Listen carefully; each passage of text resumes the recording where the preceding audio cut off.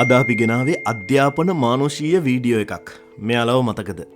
අපේ පුංචි කාලේ ලස්සන කරපු කණාමැදිරියෝ මේ මිහිතලෙන් සදහටම අයින් වෙලා යන්නයි හදන්නේ. ඒකට හේතු ගොඩක් තියෙනවා වගේම ඒ හේතු වලට විසඳුම් තියෙනෙත් අපි ළඟම තමයි. අපි පොඩි කාලේ රැට පාරේ යද්දි අපිට පේන පියාඹපු හිමීට කාමරේට රැට ඇවිල්ලා අපි නිින්ද යනකම් අපේ තනිය මකපු කුප්පි ලාම්පු පත්තු වුණ ගෙවල් වල එහා මෙහා පියඹපු මේ පුංචි පොඩ්ඩෝ මිහිතලයෙන් සමුගන්න නොදී ආරක්ෂා කරන්න නම් මෙන්න මේ දේවල් අපිට කරන්න පුළුවන්. අංක 1 රාත්‍රියේ ආටිෆිෂල් ලයිට්ස් කෘත්‍රිම ආලෝකය අඩු කරලා දාන්න ඕනි. මොකද කණාමැදිරියෝ අඳුරේදී තමයි තමන්ගේ ආලෝකය හරහා කතා කරන්නේ, sannivedanaya කරන්නේ.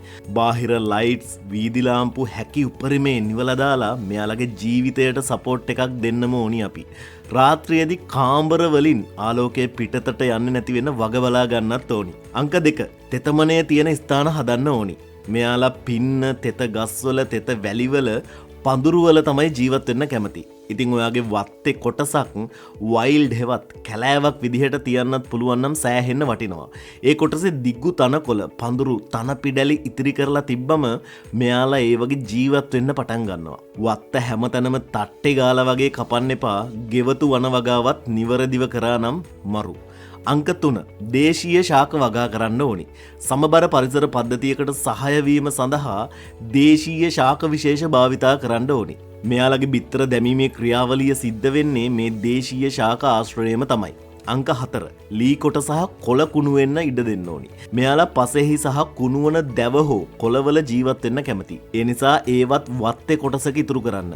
අංක 5 ජල මූලාශ්‍රයක් එක් කරන්න. කුඩා පොකුණක්, තෙත්බිමක් හෝ තෙතපනය සහිත උද්‍යාන කොනක් වගේ දේවල් කණාමැදිරියන්ගේ ජීවිතයට බොහෝම වටිනවා. ඔවුන් තෙතමනය සහිත පරිසර පද්ධතියක වඩාත් ක්‍රියාශීලී. ඉතින් මේක මහලොකුවට අමාරු දෙයක් නෙවෙයි. ඔයාට කරන්න තියෙන්නේ පරිසරයට ආදරය කරන එක සහ පරිසරය විනාශ නොකර ඉන්න එක විතරයි. අපේ මේ පුංචි යාළුවන්ව ආරක්ෂා කරන්න ඔයාට පුළුවන් උපරිමයෙන් දායක වුණාම ඇති. මේ වීඩියෝ එකත් ෂෙයා කරා නම් තව මිනිස්සු මේ ගැන දැනගන්නවා. ඔයාට good luck.